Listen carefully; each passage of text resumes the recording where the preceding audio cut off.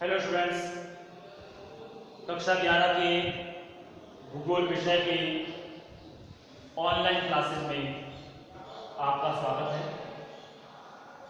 पिछले वीडियो में हम चट्टानों से संबंधित बातों का अध्ययन करके आए। हमने भूकंप और ज्वालामुखी से संबंधित तमाम बातों पर चर्चा की और अंततः हमारा लास्ट टॉपिक प्लेटों से संबंधित था कि पृथ्वी के आंतरिक भाग में कठोर मजबूत चट्टानी क्षेत्र प्लेट के नाम से जाना जाता है और इन प्लेटों की हमने सबसे बड़ी विशेषता ये देखी थी कि ये प्लेटें गतिशील अवस्था में हैं, अर्थात हमारा धरातल चाहे वे महाद्वीपीय क्षेत्र हो या महासागरीय क्षेत्र हो, ये सभी मजबूत स्थल खंड पर उपस्थित हैं, प्लेटों पर उपस्थित हैं और ये प्लेटें गतिशील अवस्था में हैं। इनकी गतिशीलता का प्रमाण हमने देखा था कि वैज्ञानिकों ने ये बताया है कि प्रति वर्ष 4 सेंटीमीटर की दर से महाद्वीप या तो आगे या पीछे की तरफ खिसक रहे हैं, यानी प्लेटें गतिशील अवस्था में हैं और इसी गतिशीलता के कारण हमने देखा था कि 3 प्रकार के सीमाएं, जिसमें अपसारी, अभिसारी एवं रूपांतरित सीमाओं का निर्माण हुआ। जब 2 प्लेटें एक दूसरे के नजदीक आई तो पर्वतीय क्षेत्रों का निर्माण होता है, या 2 प्लेटों के दूर जाने से किसी घाटी या खाई का निर्माण होता है। ऐसी तमाम बातों की हम चर्चा कर चुके थे और आज इसी क्रम में हम एक नए टॉपिक के बारे में अध्ययन करने जा रहे हैं, जो है पृथ्वी की आंतरिक संरचना। पृथ्वी की आंतरिक संरचना के बारे में वास्तविक जानकारी प्राप्त करना इतना आसान नहीं है। कारण हम कर चुके हैं चर्चा इसके बारे में कि प्रकृति का ये नियम है, हमारी पृथ्वी का एक नियम है कि प्रति 32 मीटर नीचे जाने पर 1 डिग्री सेल्सियस तापमान में वृद्धि हो जाती है। यानी जैसे जैसे आप नीचे जाएंगे वैसे वैसे टेम्परेचर बढ़ता चला जाएगा। पृथ्वी का आंतरिक क्षेत्र अत्यंत गर्म है, तप्त अवस्था में है, जहां तक मानव की पहुंच संभव नहीं। आपको बताया भी था कि हम मानव इतना विकसित होने के बावजूद भी मानव के द्वारा जो अधिकतम गड्ढा खोदा गया है, यानी भूमि में जो खुदाई की गई है, वो सिर्फ 15 किलोमीटर ही खुदाई कर पाया है। इतने आधुनिक प्रमाण होने के बाद, तकनीक होने के बावजूद भी, क्योंकि जो भी वस्तु को अंदर डाला जा रहा है वो गर्मी के कारण पिघलती है, तो सिर्फ मानव 15 किलोमीटर ही गहराई कूद पाया है। जबकि पृथ्वी की त्रिज्या की अगर हम बात करें तो पृथ्वी की त्रिज्या 6371 किलोमीटर मापी गई है। त्रिज्या और व्यास जो मैथ में पढ़ा होगा, हमारी पृथ्वी इस तरीके से गोलाकार है, हालांकि संपूर्ण गोलाकार नहीं, चर्चा कर चुका हूं पहले, दोबारा बताने की आवश्यकता नहीं है। हमारी पृथ्वी जो एक गोलाकार के रूप में दिखाई देती है, ध्रुवों पर से एक चपटी है, यहां से और यहां तक का जो सिरा है, इसका जो डायमेंशन बताया गया है वो 12,742 किलोमीटर, और गहराई को त्रिज्या के रूप में देखा जाए इस तरीके से तो निकल कर आता है 6,371 किलोमीटर। अब आप इस चीज को समझने का प्रयास करें। इस हिस्से को यदि मैं बाहर निकालूं तो कुछ आकृति ऐसी बनेगी, आप देख सकते हैं। ये हिस्सा, इसको यहां से बाहर निकाला, ऐसे जैसे हम तरबूज खाते हैं, तरबूज में से कट लगाया और एक हिस्सा बाहर निकाल लिया, तो कुछ कुछ हिस्सा ये तरबूज मान सकते हैं और तरबूज में से हमने एक हिस्सा ये बाहर निकाल लिया। तो हम जो यहां मौजूद हैं, हम रहते हैं यहां बाहरी परत, जिसको कहा जाता है भूपर्वती। हम यहां निवास कर रहे हैं। यहां से जब हम अंदर खोदते हैं तो पृथ्वी की खुदाई होती है, और यहां तक की जो गहराई बताई गई है वो 6,371 किलोमीटर बताई गई है, जबकि मानव के द्वारा खोदा गया गड्ढा है वो ओनली 15 किलोमीटर। तो ऐसे में पृथ्वी के गर्भ में बहुत अधिक राज छुपे हुए हैं जो आज तक मानव से अछूते हैं। आवश्यकता है कि पृथ्वी के आंतरिक रहस्यों की जानकारी हो, ताकि मानव को विकसित होने में और अपना विकास करने में सहायता मिल सके। लेकिन कुछ प्रमाण ऐसे बताए गए जिनके आधार पर पृथ्वी की आंतरिक संरचना की हमें जानकारी मिली, और उन प्रमाणों में ज्वालामुखी और भूकंप मुख्यतः प्रमाणित करते हैं बातें कि पृथ्वी के आंतरिक भाग में क्या और किस रूप में मौजूद है। जैसा मैंने बताया था, ज्वालामुखी जब वीडियो पढ़ा था, हमने टॉपिक पढ़ा था कि ज्वालामुखी धरातल के गर्भ से उत्पन्न होने वाली एक आकस्मिक क्रिया है,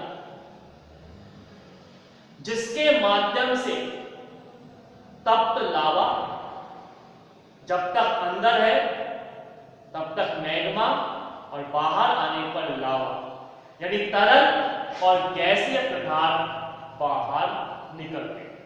ये तरल और गैसीय पदार्थ के बाहर निकलने का कारण यही है कि प्रति 32 मीटर नीचे जाने पर 1 डिग्री सेल्सियस तापमान में वृद्धि हो रही है।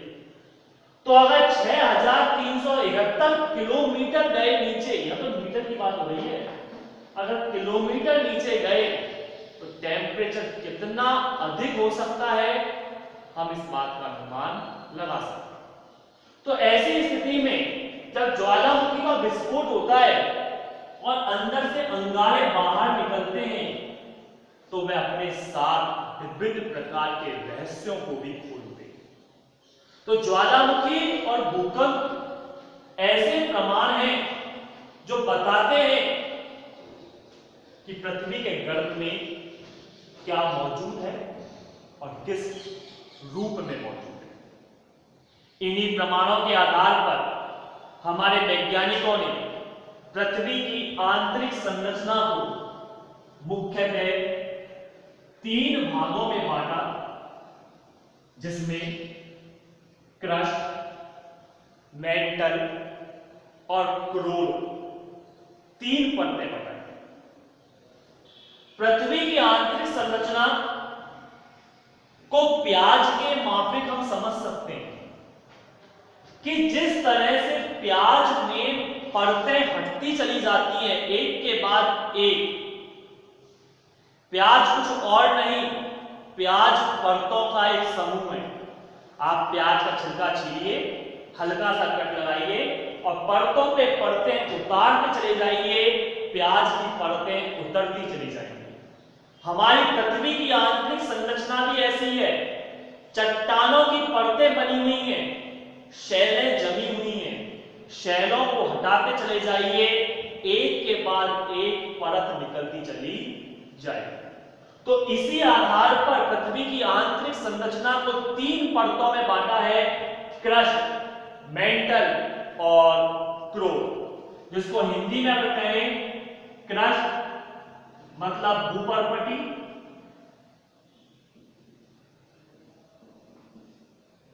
मेंटल अर्थात अनुपटल,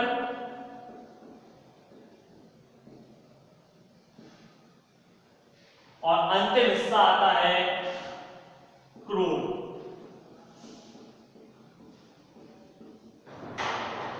अब क्या है ये भूपर्पटी, अनुपटल और क्रोर, यानी क्रस्ट, मेंटल और क्रोर, जरा समझिए।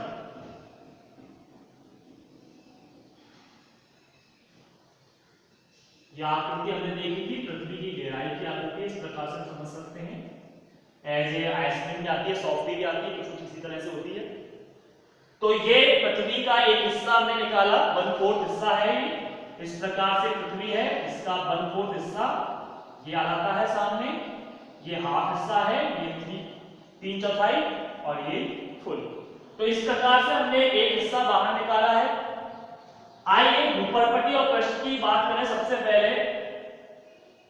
तो पृथ्वी की ऊपरी परत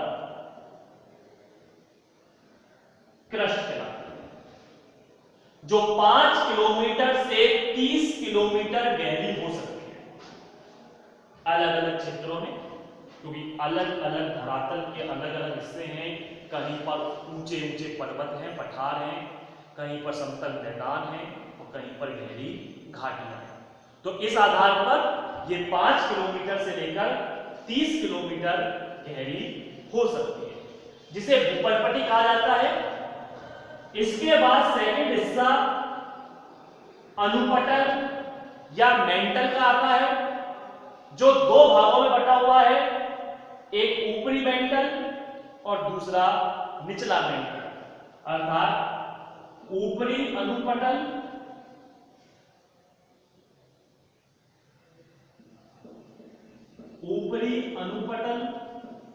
और निचला अनुपटल, और जिसकी गहराई वैज्ञानिकों ने 2900 किलोमीटर बताई है।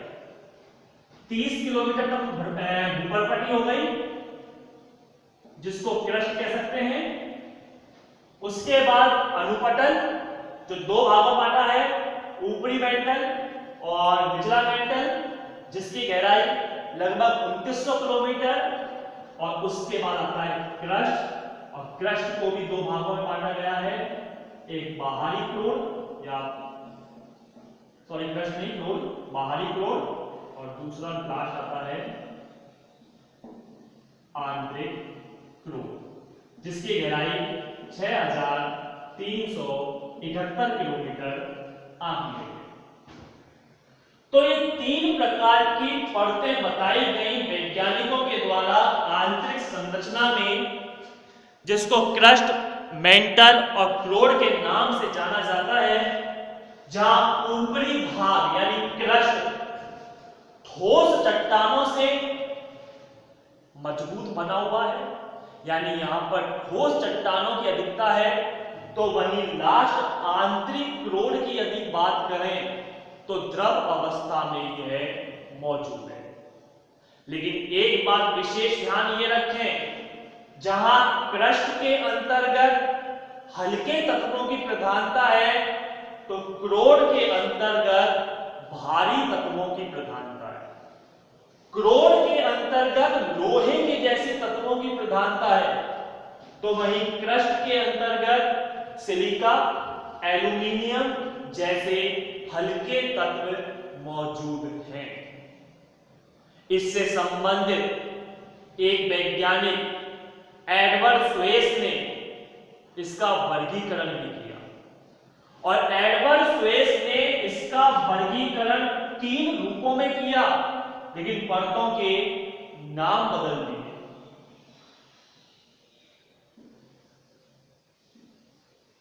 उन्होंने ये वर्गीकरण सियाल, सीमा और निफे के नाम से किया।